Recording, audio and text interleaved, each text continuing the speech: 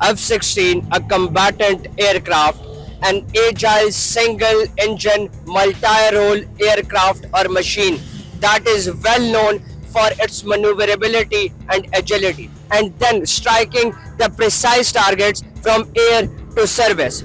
Moreover, it has a framework of 9G and it has 11 hard points which can handle or carry up to 17,000 lbs of weapons and bombs.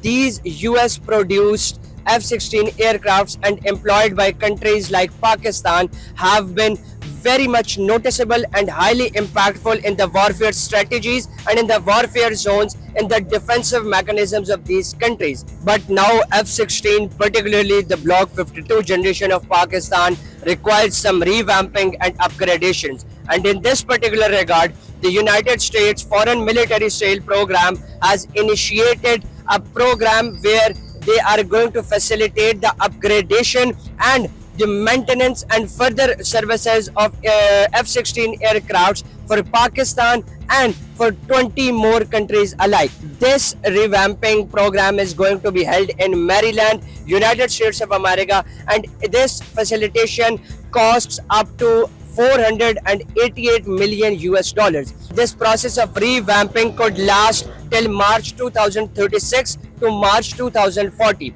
The main areas of revamping or upgradations would be those of radars, the communication skills and tools of the aircrafts, and the avionics system. Particularly for Pakistan, includes a package of more than 650 million US dollars on one hand, and then a package of more than 480 million US dollars on the other hand, which will ensure the enhancement and an impeccable upgradation of the F-16 fleets, and which is being optimistically treated by the Pakistani leadership and Pakistan Armed Forces in this particular regard. Saudi Arabia reversed its decision on the minimum age for Hajj pilgrims. Within hours of announcing it, the old policy allowing children aged 12 and above is now back in effect. On Saturday morning, Pakistan Religious Affairs Ministry received a letter setting the minimum age at 15.